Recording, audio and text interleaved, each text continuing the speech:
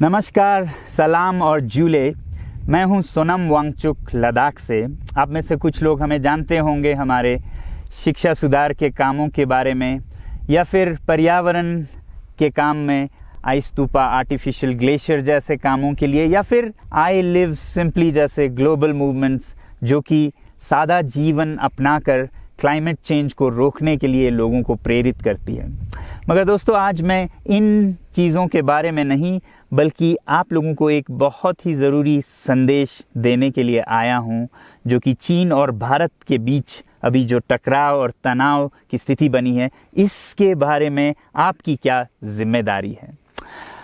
मैं लद्दाख में हूं और आप देख रहे हैं सिंधु नदी को बहते हुए यहाँ, और वो जो पहाड़ियाँ हैं उनके पीछे नुब्रा और चांगथांग के वो इलाके हैं जहाँ पर ये तनाव बढ़ता जा रहा है। हज़ारों सैनिक वहाँ ले जाए जा चुके हैं। सुनने में आया है चीनी वायुसेना के जहाज़ भी वहाँ तैनात किए गए हैं, और एक घंटे पहले भारतीय वायुसेना के जहाज़ भी मेरे ऊपर मंडरा रहे थे। सामान्यतः जब सीमा पर तनाव होता है तो हम आप जैसे नागरिक ये सोचकर सो जाते हैं रात को कि सैनिक इसका जवाब दे देंगे। मगर मैं आज आप लोगों को ये ज़रूरी बात बताना चाहता हूँ कि इस बार सिर्फ सैनिक जवाब नहीं, दो तरफा जवाब हो और उसमें नागरिक जवाब भी हो। तो आप जैसे नागरिक दिल्ली, मुंबई और बेंगलोर और अनेक शहरों से क्या कर सकते हैं, इसमें ये समझने के लिए पहले हमें समझनी होगी चीन की ये हरकत और वो ऐसा क्यों कर रहा है। आपने देखा होगा कि ये सिर्फ भारत के साथ नहीं हो रहा है, बल्कि पिछले कई हफ्तों से चीन ये दक्षिण चीनी सागर में वियतनाम, ताइवान और अब हांगकांग के साथ भी छेड़खानी कर रहा है। और मेरा ये विश्लेषण है कि वो ये सब किसी देश के साथ दुश्मनी के वजह से ज़्यादा अपने अंदर की समस्याओं को सुलझाने के लिए कर रहा है। आज चीन को सबसे बड़ा डर है तो अपने जनता से डर है। उनकी 140 करोड़ की आबादी, जो कि एक बंधुआ मजदूर की तरह बिना मानवाधिकारों के चीनी तानाशाह सरकार के लिए काम करते हैं और उसे धनी बनाते हैं, जब वो नाराज़ हो जाए तो फिर एक क्रांति की सी परिस्थिति बन पड़ती है, और इससे चीन बहुत डरता है।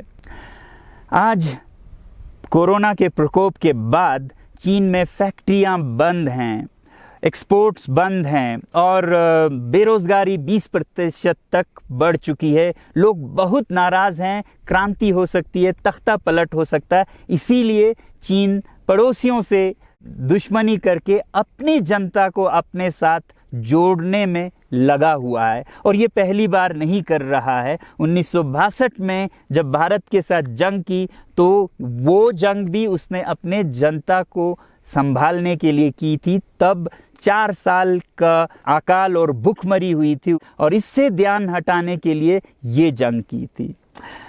चीन के लिए अपनी जीडीपी और जो खुशहाली है उसे बढ़ाते रहना बहुत ही ज़रूरी है, और जिस दिन जीडीपी घट जाए वहाँ की जनता क्रांति के लिए तैयार है।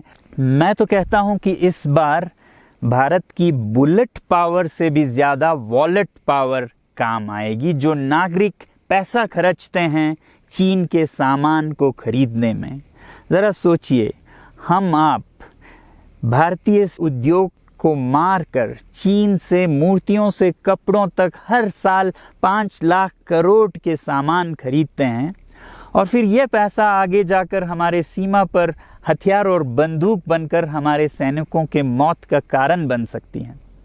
तो इसलिए अगर हमारे देश के 130 करोड़ लोग और 3 करोड़ जो भारतीय बाहर के देशों में हैं, सब मिलकर भारत में और बल्कि दुनिया भर में एक boycott made in China movement या अभियान शुरू करते हैं, तो आज दुनिया भर में चीन के प्रति रोष है। हो सकता है कि सारी दुनिया साथ आए और इतने बड़े स्तर पर चीनी व्यापार का बॉयकॉट हो कि चीन को जिसका सबसे बड़ा डर था वही हो, यानी कि उसकी अर्थव्यवस्था डगमगाए और उसकी जनता रोष में आए, विरोध और तख्ता पलट। और अगर हम ऐसा नहीं करते हैं तो कितनी बदनसीबी की बात होगी भारत के लिए, ज़रा सोचिए। एक तरफ हमारे सेना सीमा पर जंग लड़ रही होगी और दूसरी तरफ हम आप चीनी सामान, मोबाइल से लेके कंप्यूटर्स, कपड़ों से लेके खिलौनों तक को खरीद कर उनकी सेना को पैसा भेज रहे होंगे, चीन की सेना को। ये तो हुई हार्डवेयर की बात। दूसरी तरफ हमारी युवा चीनी सॉफ्टवेयर, एप्स, गेम्स जैसे टिकटॉक, शेयरिट, इन सब में मस्त, उन्हें दूसरी तरफ से करोड़ों करोड़ों का पैसा भेज रहे होंगे। तो इसलिए बहुत ज़रूरी है कि हम एक नागरिक जवाब ज़रूर दें और इसे एक अभियान बनाएं, ग्लोबल मूवमेंट की तरह। ये बॉयकॉट मेड इन चाइना का जो अभियान है वो भारत के लिए भी एक वरदान साबित होगी। जैसा कि हमारे प्रधानमंत्री ने एक विजन हमें दिया था स्वावलंबन का, सेल्फ रिलायंस, वो तब हो सकता है जब हमारे अपने उद्योग फलें फूलें।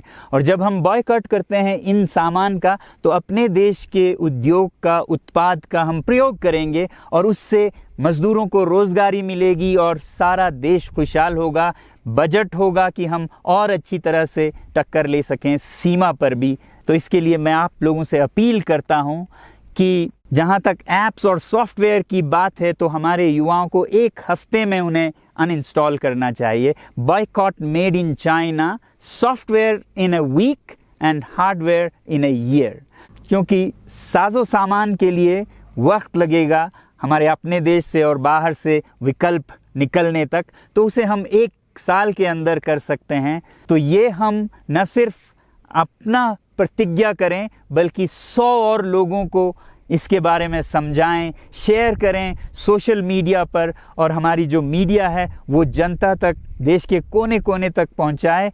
और जैसे ही इसका असर दिखने लगेगा, इंटरनेट से ऐप्स लाखों में, करोड़ों में अनइंस्टॉल होंगे, तो चीन को संदेश साफ जाएगा और यही एक तरीका उसे मेज़ पर पहुंचा सकती है जहां पर कि बातचीत हो शांति की। तो जाते जाते मैं ये बता दूं कि मैं क्या करने जा रहा हूं।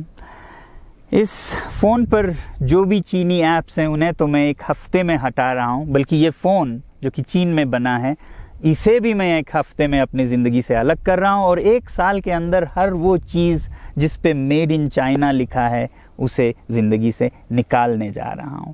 हमें चीन से, चीनी लोगों से कोई समस्या नहीं है, चीनी सरकार और उनकी रवैयों से समस्या है। जब तक चीन में परिवर्तन ना हो हमें ऐसा करना होगा। और आप लोगों से मैं अपील करता हूं कि आप अपने शहर में, अपने मोहल्ले में ऐसे इवेंट्स करें जहां लोग प्रतिज्ञाएं करें कि चीनी सामान का बहिष्कार करें जब तक चीन में परिवर्तन ना हो। और मैं सालों से कहता रहा हूं कि 21वीं सदी में देश के लिए जान देने की नहीं बल्कि ज़िंदगी देने की ज़रूरत है। लद्दाख में बढ़ते हुए ये देश के लिए जान देने का कारोबार बहुत देखा, और जहां एक तरफ मैं सलाम करता हूं उन लोगों के लिए, उन लोगों को जिन्होंने देश के लिए जान दिया, मगर इस 21वीं सदी में मेरा ख्याल है कि देश के लिए जान देने की नहीं, ज़िंदगी देने की ज़रूरत है।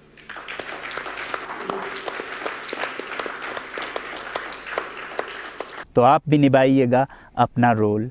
जय हिंद।